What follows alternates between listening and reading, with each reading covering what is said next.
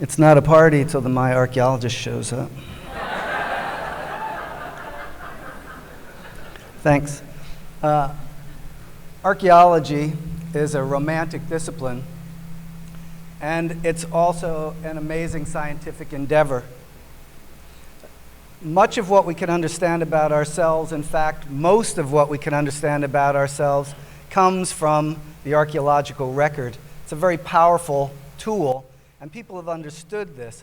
For example, the National Socialists, the Nazis, used archaeology extensively in order to legitimize their expansionist policies in Europe. Nation building, countries like Greece, Egypt, Mexico have used archaeology in order to define who they are to themselves and who they are to the world. And tourism, which is one of the world's leading industries, and for many countries, its primary industry is determined largely by the mining of its own cultural and archaeological heritage.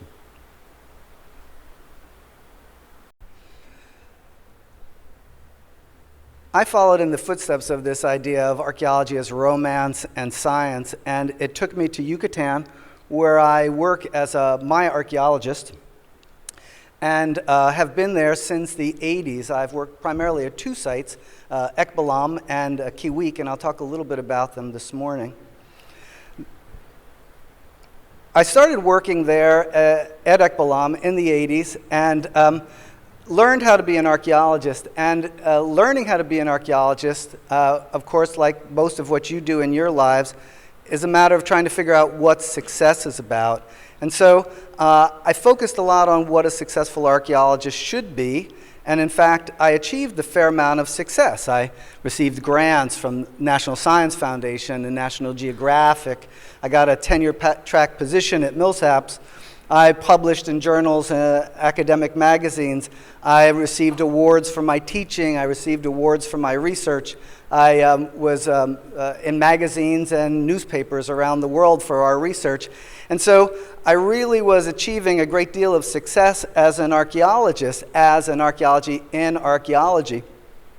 But as I did that at Ekbalam, I began to wonder if, in fact, the notions of success that I was being told I should achieve in terms of culture were really all that I could achieve in my profession. My best friend, a colleague, and co-director of what I'm doing now is a man named Tomás Gallareta Negron. And he is one of the outstanding archaeologists in the world and one of the best-known Maya archaeologists. And we'd spend a lot of time together, often in a cantina, talking about what archaeology might be and if what we were doing was the best practice of archaeology. A lot of this stemmed from where I worked at Ekbalam. When I first started working at Ekbalam, it was amazing. As you can see here, it was covered in pristine forest. The ruins were underneath this forest. They were perfectly preserved. And surrounding me, people that I lived and worked with, were very traditional Maya communities. Over time, what happened was interest grew in the archaeological site.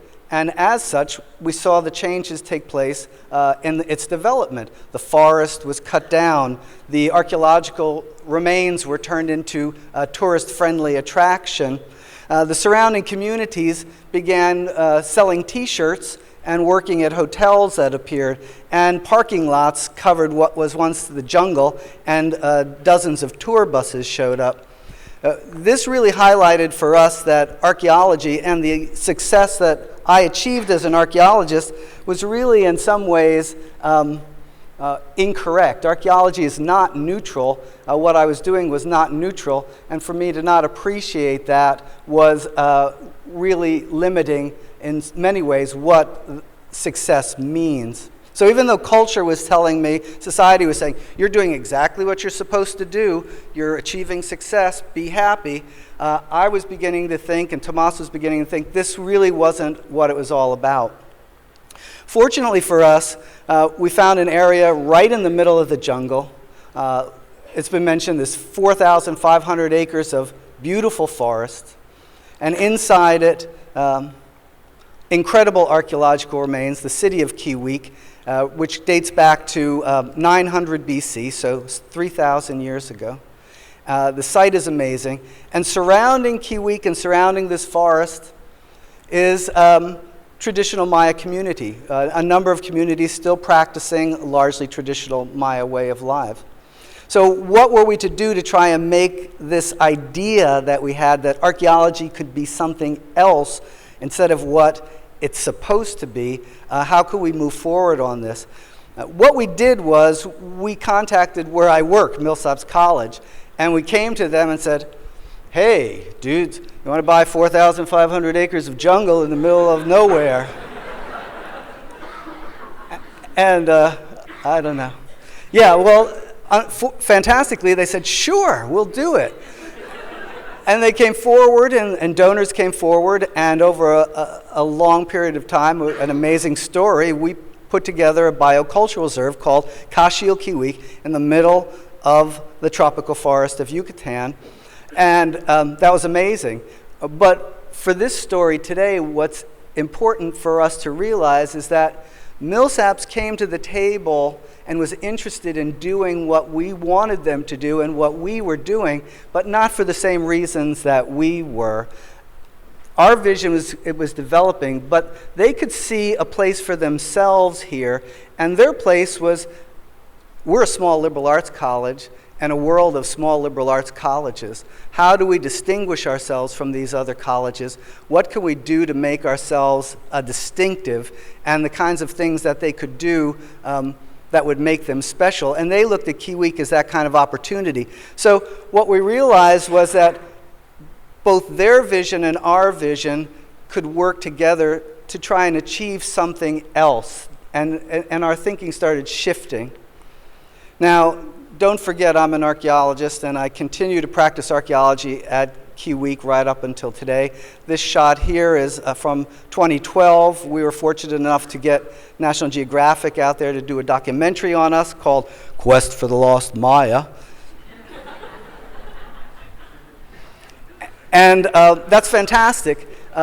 We're proud of our work, and I think we're changing the way the world thinks about the ancient Maya. But for our purposes, what happened was that we began to shift from being merely archaeologists to now having, first Millsaps, and buying land and moving someplace and suddenly becoming a permanent member of the community. We were becoming stakeholders in what was going on in that forest with those communities, with this heritage. And because of this permanency that we now found ourselves being able to take avail of, that individuals started coming to visit us and see what's going on. This included other members from our college, but also the Mexican government, the US government, foundations, individuals, donors, and each of them would come, and what we would start to see is that they would begin to connect with ideas of what we were trying to achieve here.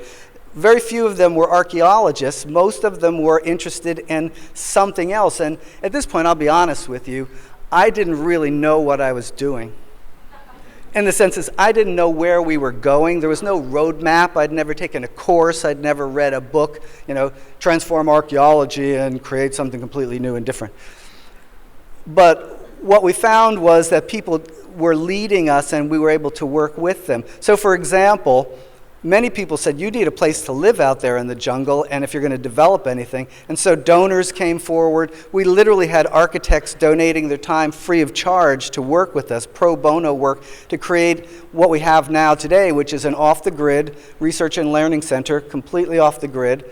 And we actually had the person who became our director of the reserve live for 6 months. His dedication was so much, the vision of what he was seeing, to create this facility. So the facility then, with the land, became a symbol of what could be done there. And so what we saw was faculty and researchers began showing up. Millsaps was a great partner and is a great partner. We've had more than 24 faculty members develop courses there. But at this point, 2014, we've had dozens of colleges come out to Kiuic, universities doing all kinds of programs.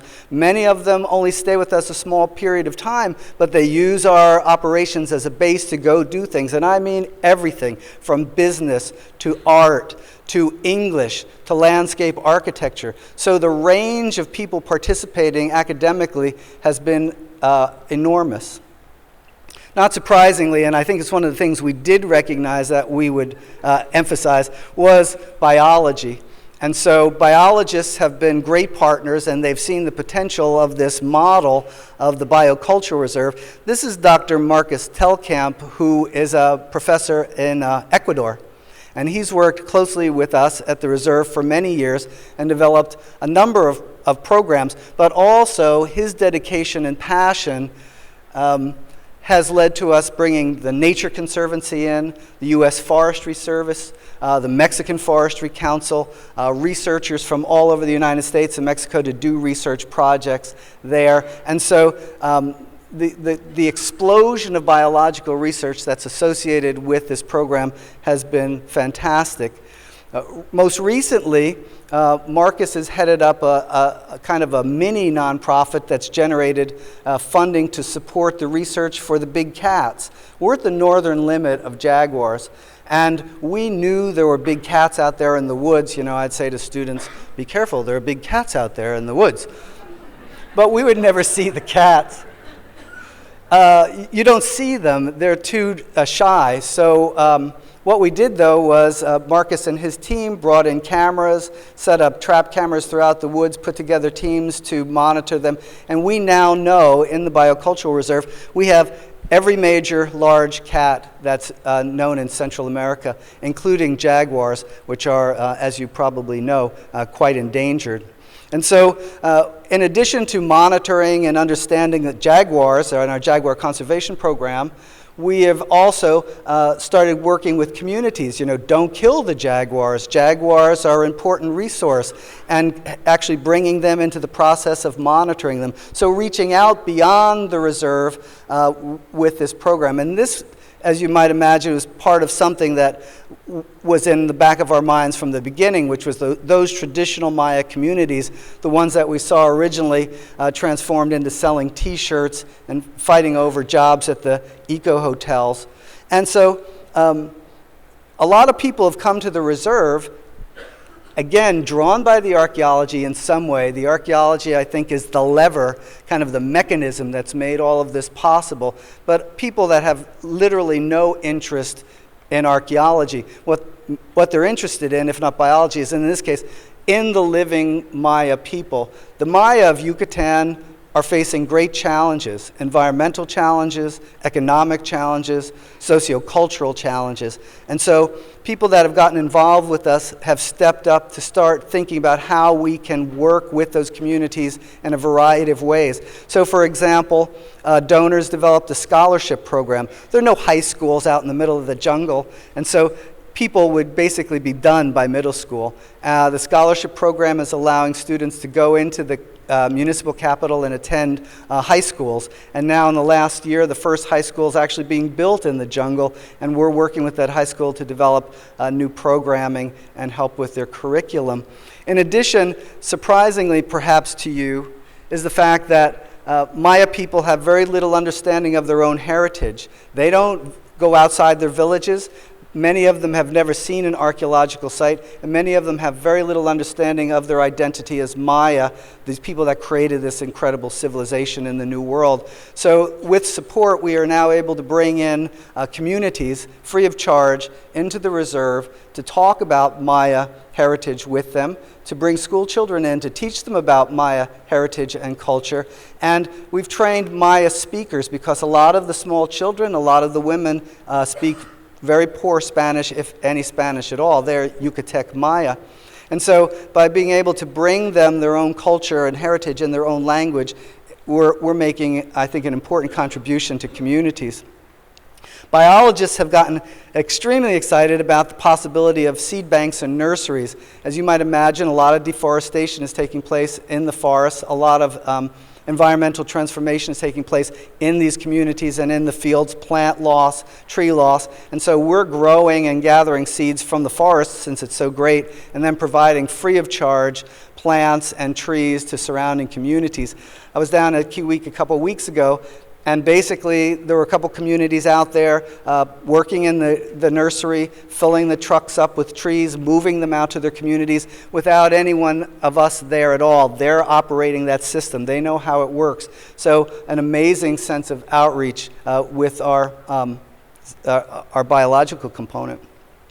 And then finally, maybe to me, the most satisfying and amazing part of the transformation has been this. You know, everything I talk a lot about institutions and colleges and research scientists and PhDs and governments and all of these people and all this and all the incredible stuff that I think is happening out of the archaeology. But over time, who's out there with us every year? The students.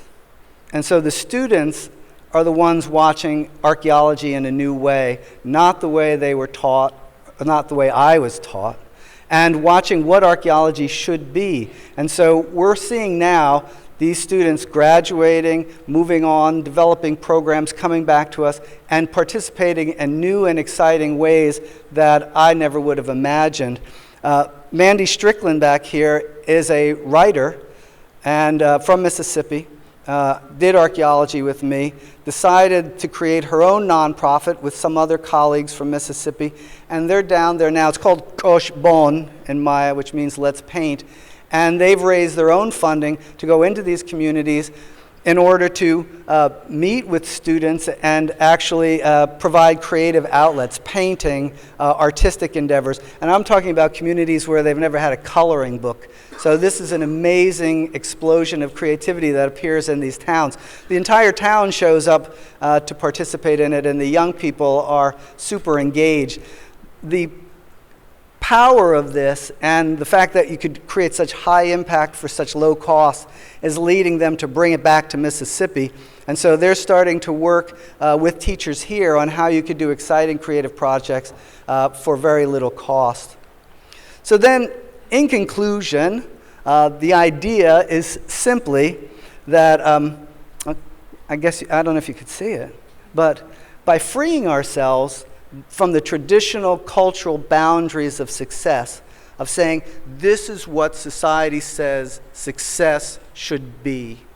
And if you achieve this success, you should be happy and content. If you're able to take the risk and realize that perhaps that's not exactly what success could mean for what you're doing, in this case what we were doing, you're able to engage the world in a new way. And I think what we're seeing with archaeology is we're redefining what success means for archaeology. So thank you very much.